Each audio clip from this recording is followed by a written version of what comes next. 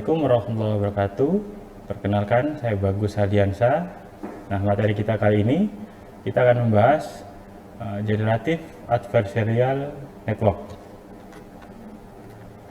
Nah, dalam capaian pembelajaran mampu mengidentifikasi konsep dasar generative modeling dalam deep learning dan mampu menerapkan pemodelan serta evaluasinya untuk menyelesaikan contoh permasalahan yang diberikan. Nah, dalam bahan kajian, jadi apa itu generative model, apa generative adversarial network, dan kenapa generative adversarial network. Nah, yang pertama, apa itu generative model? Nah, dalam diskriminatif versus generative model, dalam pembelajaran yang diawasi, kita mungkin tertarik untuk mengembangkan model untuk memprediksi label kelas dengan contoh variabel input. Nah, tugas pemodelan prediktif ini disebut juga dengan klasifikasi. Nah, klasifikasi juga secara tradisional disebut sebagai pemodelan diskriminatif.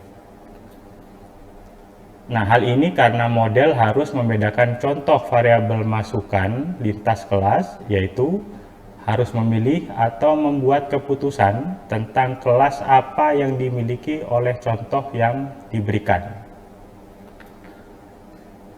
Model tanpa pengawasan yang meringkas distribusi variabel input mungkin dapat digunakan untuk membuat atau menghasilkan contoh baru dalam distribusi input. Nah, sehingga dengan demikian jenis model ini disebut sebagai model generatif. Nah, misalnya satu variabel mungkin memiliki distribusi data yang diketahui, contohnya seperti distribusi Gaussian atau yang berbentuk lonceng. Nah, sehingga sebuah model generatif mungkin cukup meringkas distribusi data ini dan kemudian digunakan untuk menghasilkan variabel baru yang masuk akal sehingga masuk ke dalam distribusi variabel input.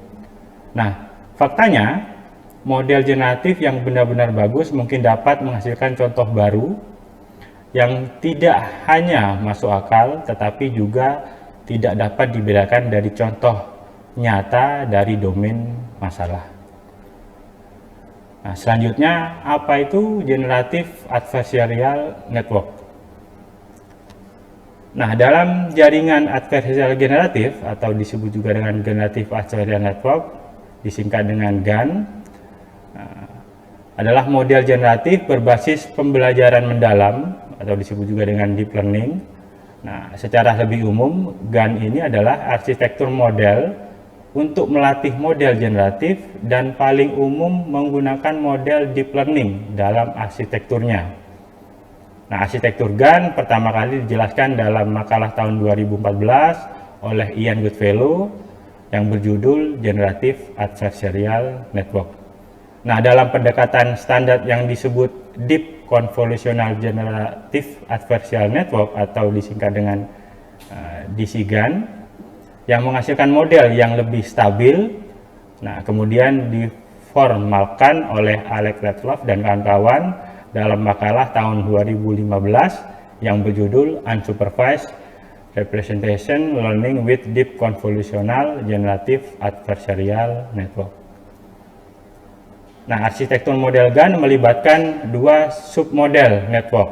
Yang pertama, generator untuk menghasilkan contoh baru dan diskriminator untuk mengklasifikasikan apakah contoh yang dihasilkan adalah nyata dari domain atau palsu yang dihasilkan oleh model generator.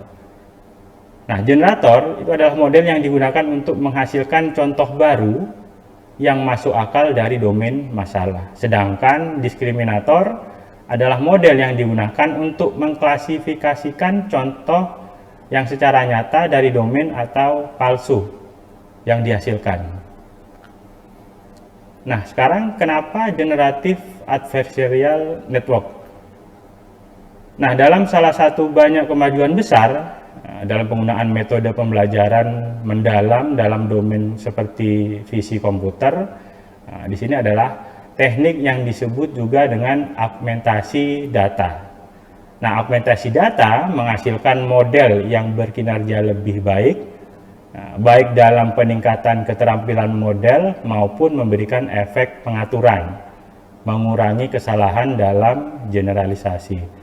Nah, ini bekerja untuk membuat contoh baru, artifisial tetapi masuk akal dari domain masalah input tempat model itu dilatih.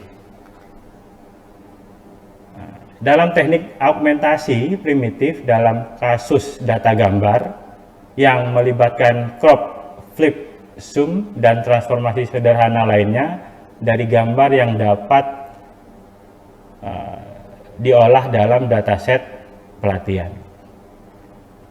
Nah, pemodelan generatif yang berhasil memberikan pendekatan secara alternatif dan berpotensi lebih spesifik domain untuk augmentasi data. Nah, berarti apa faktanya? Augmentasi data di sini adalah versi sederhana dari pemodelan generatif. Nah, meskipun jarang dijelaskan dengan cara ini. Nah, selanjutnya dalam domain kompleks atau domain dengan jumlah data secara terbatas. Nah, pemodelan generatif menyediakan jalur menuju lebih banyak pelatihan atau training untuk pemodelan. Nah, dalam metode GAN di sini dilihat banyak keberhasilan dalam kasus penggunaan di domain seperti pembelajaran penguatan mendalam atau disebut juga dengan deep reinforcement learning. Nah, dalam banyak alasan penelitian mengapa GAN itu sangat interesting ya, menarik dan memerlukan studi lanjut. Contohnya pada Ian Goodfellow menguraikan beberapa diantara dalam conference di 2016 yang berjudul Tutorial Generative Adversarial Network. Oke, terima kasih. Materi kita sampaikan hari ini. Assalamualaikum warahmatullahi wabarakatuh.